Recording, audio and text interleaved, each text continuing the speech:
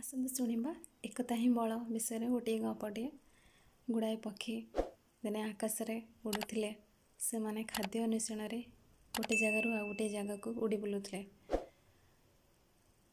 से समय गोटे शिकारटे गोटे जगार किसी खाद्य बिछाई देता और ता सहित जाल भी पक्षी मान धरवाई बिछाई देता।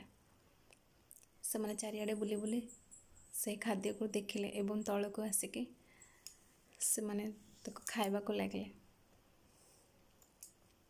खाइबा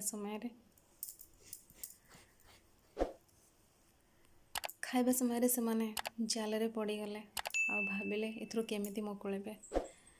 तो समस्ते चिंता कले कि से समस्ते मिलमिशि से जालटी को टेकी नहीं उड़ी सेठारु पलाइबे।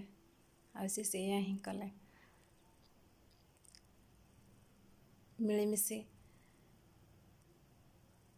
जालटी को टेकी नहीं अन्य जगह को पलैले आ शिकारी हाथरू रक्षा पाईगले।